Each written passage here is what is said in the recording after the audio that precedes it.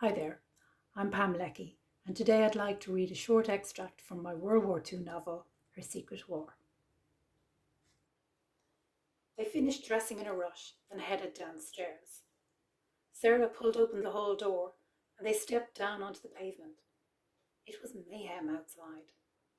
All the neighbours were out, looking about wildly, most in their night attire. The men were running down towards Portland Row, their terrified wives standing in the doorways, screaming at them to stay put. Sarah spotted a plume of smoke to the west. She grabbed the arm of a passing man, forcing him to stop. What's happened? He shook her off. What do you think? Bloody Jerry's, that's what. He raced away.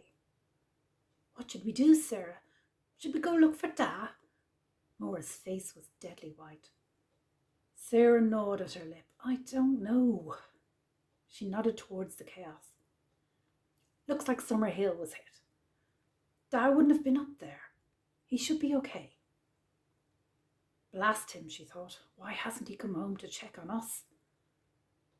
Maura shuddered, her eyes wide with terror. Sarah put an arm around her shoulder and tried to smile, but panic was almost choking her. She couldn't think straight. Should they stay in the house or leave? Where would be safer if Jerry came back? Seconds later, they heard a distant rumble. Maura clutched at her neck. Oh my God, that must be another one. Sarah pulled her back into the house. Maura, it's a blitz. We need to find shelter. Quick, onto the stairs. Sarah tussled with Da's bike and flung it across the hall. They squeezed into the gap left by the bicycle and clung to each other. I don't understand, Maura said. There was no warning, no siren. Why would they bomb us? Ireland's neutral. I tell you what, why don't I go out and flag that bastard down and ask him in my best German? Maura stared back at her. That's not helpful. Then don't ask stupid questions, Maura. A few minutes passed as they sat in silence. Do you think Dad's all right? Maura asked. Sarah didn't give a fig, but she didn't want to frighten Maura any further. Sure he is. He would take more than the Jerrys to do him in. He was either in the bar or on the bridge having a smoke. He'd have got a fright, that's all. No doubt he'll return home to check on us soon. Fortunately, it was more likely he'd head back to the pub. Time dragged, but they were too afraid to move. Sarah heard the noises out on the street. People milling about, talking loudly, someone shouting instructions. A fire engine sped past, siren blaring. Maura crossed herself and muttered a prayer. Then the drone of a bomber could be heard again. Jesus, he's back, Maura cried.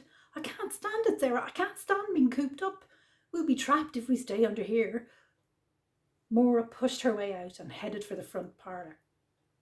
Sarah followed, reluctant to be left alone under the stairs.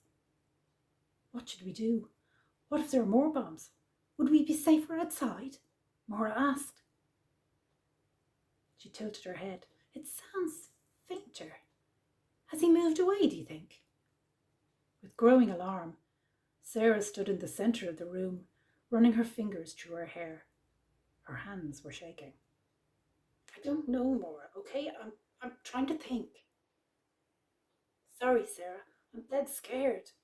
Why won't it stop? I want them to go away. Why can't they leave us alone? Maura asked. She sat down on the edge of the armchair and wrapped her arms around herself. Oh no, look! Maura pointed to the window. Sarah moved closer. Ma's photograph had pride of place on the deep windowsill. She saw that the upper pane of glass had cracked, probably when the bombs fell. Da would be livid about the damage. But the picture was the only decent one they had of Ma, and Sarah couldn't bear the thought of it getting damaged. Best it went into a drawer. As she reached for the silver frame, there was an ear-splitting whistle. followed by a huge boom.